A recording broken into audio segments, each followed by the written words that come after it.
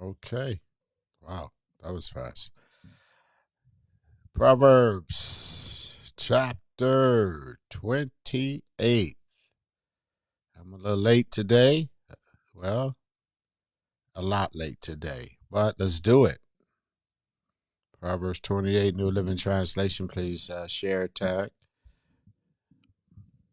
with others. Reading out the New Living Translation. The wicked run away when no one is chasing them, but the godly are as bold as lions. When there is moral rot within a nation, its government topples easily. But wise and knowledgeable leaders bring stability. Wow. Great verse for this political election year. Verse 3. A poor person who opposes the poor is like the pounding rain that destroys the crops. To reject the law is to praise the wicked. To obey the law is to fight them. Evil people don't understand justice, but those who follow the Lord understand completely. Better to be poor and honest than to be dishonest and rich. Young people who obey the law are wise. Those who are wild friends bring shame to their parents. Income from charging high interest rates will end up in the pocket of someone who is kind to the poor. God detests the prayers of a person who ignores the law. Those who lead good people along an evil path will fall into their own trap, but the honest will inherit good things. Rich people may think they are wise, but a poor person with discernment can see right through them. When the godly succeed, everyone is glad. When the wicked take charge, people go into hiding. People who conceal their sins will not prosper, but if they confess and turn from them, they will receive mercy.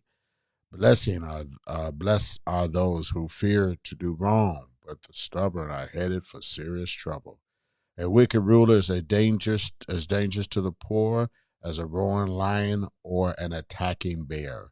A ruler with no understanding will oppress his people, but one who hates corruption will have long life.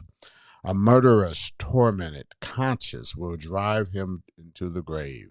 Don't protect him.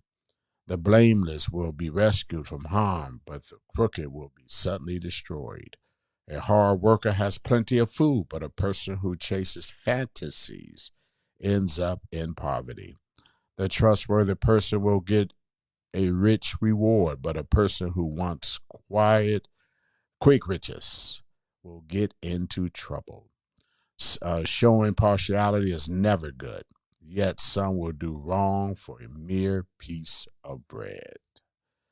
Greedy people try to get rich quick, but don't realize they're headed for poverty. In the end, people appreciate honest criticism far more than flattery. Anyone who steals from his father and mother and says what's wrong with that is no better than a murderer. Greed causes fighting. Trusting the Lord leads to prosperity. Those who trust their own insight are foolish, but anyone who walks in wisdom is safe. Whoever gives to the poor will lack nothing, but those who close their eyes to poverty will be cursed. When the wicked take charge, people go into hiding. When the wicked meet disaster, the godly flourish. Seems like Proverbs 28 is a political chapter. I mean, in our hostile, and I say hostile political climate that we're experiencing, uh, it's good to have this Proverbs to know what to look for. We don't want wicked rulers in place. We don't want people, rulers and leaders, even silver, maybe city government, state, wherever. We don't want people with a foolish heart leading a nation and in control because people don't prosper. We want people with wisdom and insight, people that listen to advisors to rule locally and nationally, because that brings prosperity and blessing to people. So let's pay attention to this. This is a great chapter, Proverbs 28, and it is bringing in some elements and some proverbs that we haven't read in the last 27 chapters. I like how it really talks about the need for honesty, impartiality, how it really leans into that. Um, a lot of insight. Let me just read a couple key verses to me. Of course, you can add your verses and verses that you like in Proverbs 28 to the comments, but let me just share a few to stand out to myself here. To me. All right.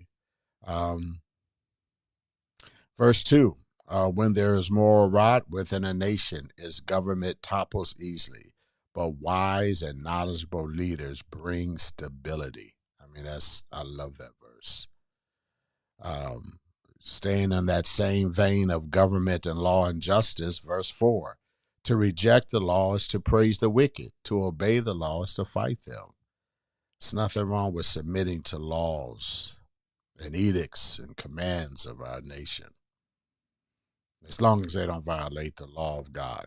The law of God is first and foremost. Okay.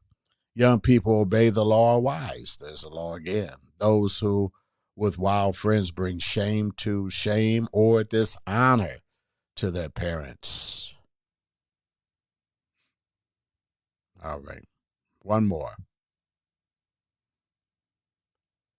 When the godly succeed, everyone is glad. When the wicked take charge, people go into hiding. When the wicked take charge, again, it's so important to pray for our nation and both, like I said, locally and nationally, that the right leaders are put in place over our nation, over our cities, over our counties, over our states. Amen and amen. God bless you. Please leave a comment, share this chapter with others. We're down to the last three. Countdown time, down to the last three. Thank you for taking this journey with me. Some of you have really almost commented or liked every chapter. I so appreciate it. And some have shared almost every time. So I really appreciate it. We're down to the last three. We'll have to come up with something else to do. I enjoyed this. We're going to be teaching more on faith at Gen to Gen. So maybe I'll do faith moments and share on that. It won't be every day like Proverbs, but it'll be maybe a couple of days a week. So I'd like to get your feedback on that. Have a great rest of your evening. Pray you have a tremendous Sunday where you experience the glory and the presence of God wherever you attend worship. I pray that revelation is released upon whoever is ministering, and just have a fantastic day. Invite someone, take someone, pick someone up, and go to church with you. Whether if you're at Gen to Gen, do that. If you belong to another church, amen. Pastors always love to see guests come to the house of God. So do that. All right. God bless you. Enjoy the rest of your evening, and we'll see you tomorrow.